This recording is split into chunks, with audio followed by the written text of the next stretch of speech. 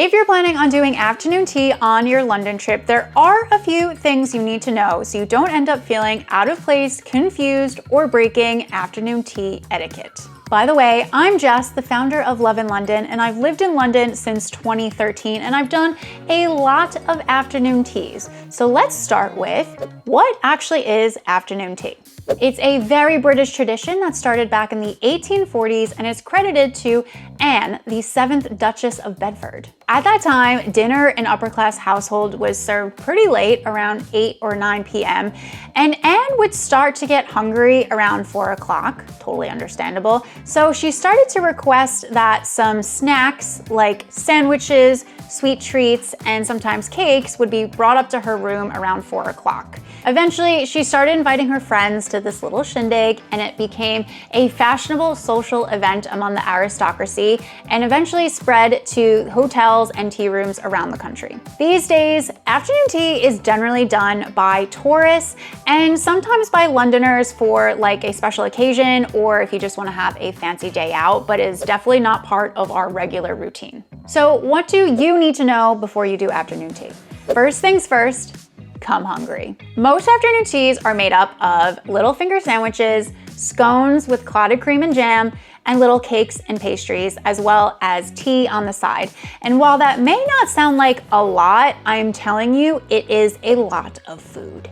I promise you, you will fill up. So I recommend not having any lunch before you go to afternoon tea and definitely not planning a large dinner too soon after you have it because you will be stuffed. I'm telling you, you will be stuffed. Now, if you don't want to eat that much food, some venues will allow you to order one stand of food per person, but it kind of just depends on each place. You would have to reach out to them to see if they would allow that, and you shouldn't expect to be able to do that at the really popular and most famous and expensive afternoon teas like at the Ritz and Claridge's. And for my solo travelers, you can do afternoon tea by yourself at most places. I know you guys asked me this a lot, if it's possible to do it on your own, and most venues will allow this. The quickest and easiest way to work this out is to go to the venue's website and see if you can make a reservation for just one person.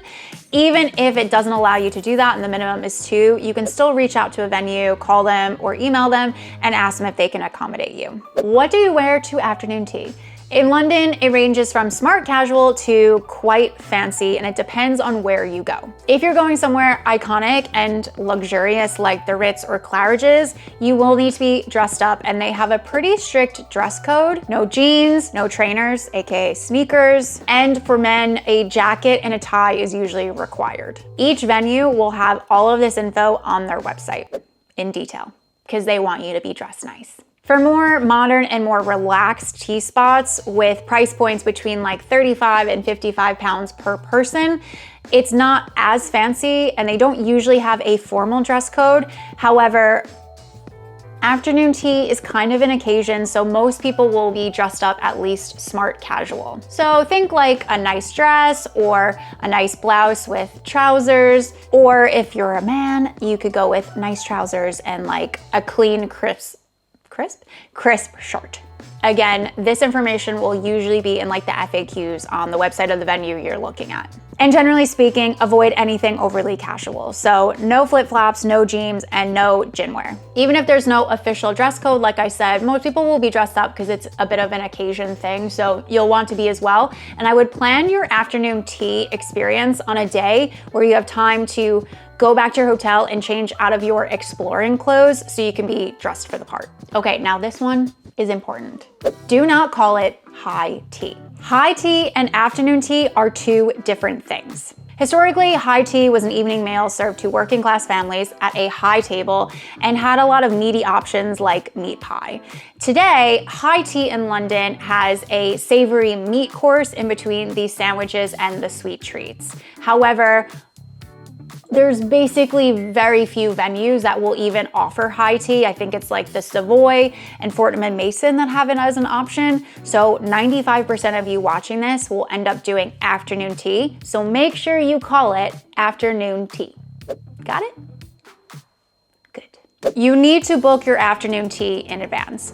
The most popular places for afternoon tea like Sketch, Claridge's, Fortnum and Mason tend to book up weeks or months in advance, especially if you're visiting during the summer or if you want to go on a weekend. So do not wait to book those. Like even look like 3 or 4 months ahead of time if you have specific dates that you want to do it. If you're not as fussed about the venue that you have your afternoon tea in, or if you're just going to go for something a little bit more casual than the big ones, then you're usually fine to book a bit closer to the time. But I would still have a look maybe 4 weeks out so you can make sure you get the day and time that you want. By the way, every afternoon tea venue has booking online. It's very easy to do, and many of them will make you put in your credit card information because they do have a cancellation policy, which means that if you cancel or don't show up within a certain amount of time, you will be charged. So make sure you read that. It's very clearly stated on each booking page, but be aware of that. Also, I know with things like afternoon tea, restaurant reservations, tickets for certain attractions, it can be hard to know what are the things you definitely have to book and buy in advance because you'll miss out if you don't, or what are the things that you could just go to on a whim if you have some free time while you're in London. It's stressful and takes up a lot of time to try to research that very specific information for every single thing you're gonna do in London. And then when you find it, you're like, is this like even accurate? Well, I make that information super clear in my booking and tickets tracker so that you know exactly what you need to buy and book in advance,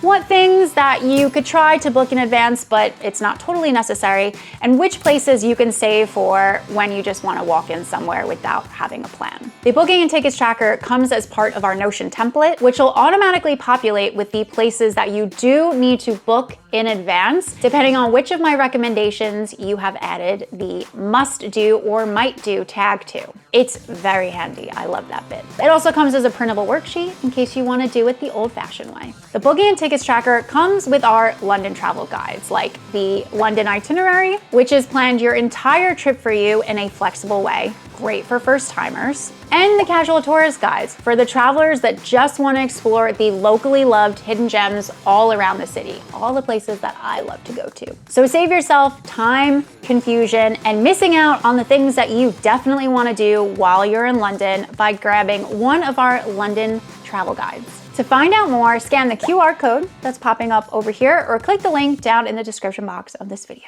Afternoon tea etiquette that you should follow. Afternoon tea is traditionally eaten in a certain order. If you get a tiered stand, you'll always start at the bottom, and that's where all the finger sandwiches and savory bits will be. Then you'll go to the middle for the scones, then the sweet treats and the cakes are at the top. So you do it in that order. Sometimes it comes out on the tiered tray, but also sometimes they bring it out in different courses, so you kind of can't mess it up. When you eat your scones, don't cut them with a knife. You kind of just like twist them like this, although I will admit I usually forget about this. And then you will put the cream and the jam onto each side of the scone. Now in the UK, there's a huge argument on whether you do the cream first or the jam first. It actually doesn't matter which you do as long as you do the cream, because that's what I do and I'm always right. Hold your teacup by the handle, but there's no need to stick a pinky out. That's like really, I promise you that's not a thing and you'll look silly if you do it. And also if you need to stir your tea, like with the milk and the sugar that you put in, instead of stirring around, it's proper etiquette to like go back and forth like this instead. It's not a huge deal, but if you wanna be very proper, that's how you do it. When do they serve afternoon tea? Most places will do it between like 12:30 and 4:30-ish, although some of the most popular places are now offering it as an option around dinner time, which to me feels weird because like afternoon tea is a daytime thing, but I think they're just trying to like make more money since there's so much demand. So I would stick with doing it at daytime. I think 1:30 is nice because then it's like you kind of make it as lunch. What to do if you have dietary requirements? Okay, so if you're vegan, vegetarian, or gluten-free, most venues these days can accommodate for that. You just have to let them know in advance so they can prep. Sometimes they don't even need to prep. If you have any dietary requirements beyond that, a lot of venues can, again, cater to this, but you will need to let them know in advance so that they can make some swaps and changes. Can you bring kids to afternoon tea? Some places won't allow it, while others are very child-friendly. Even some of the more luxurious ones cater to kids, which is great. I'm gonna be talking more about this in my next video in this afternoon series, which is where I'll be recommending which types of tea are good for what. so have a watch of that next. You don't have to drink tea. Now, every afternoon tea will come with a menu of teas to choose from. And I do highly recommend that you try at least one tea, even if you don't think that you like tea, because you're already paying for it and maybe you just didn't like bad tea and you're about to try really good tea. But if you really don't want to have tea, most places will let you have coffee instead, or you could just stick to water. Some venues will give you free refills. Now, the more higher end places will tend to come once you finish, say, your sandwiches and say, would you like additional sandwiches? And they'll ask about the scones and the sweet treats. Now, I know this is tempting, but remember, this is already a lot of food. So choose carefully if you do decide to get seconds on anything. I usually say yes to a sandwich or two, and then by the time I get to the sweets, I want to explode.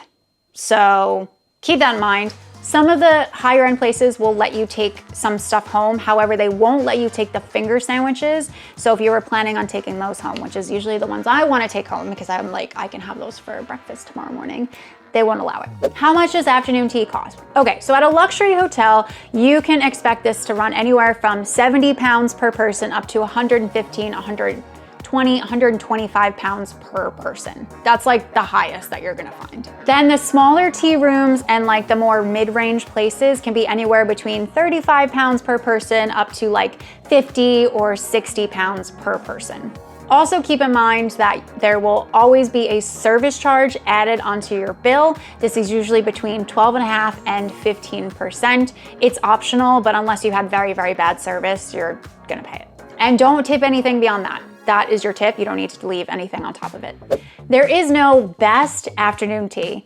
I've done a lot of great afternoon teas, and there are so many really good ones around the city at different price points and that give you different experiences. So there's really like not even like a top 3 that I think you'll get in London.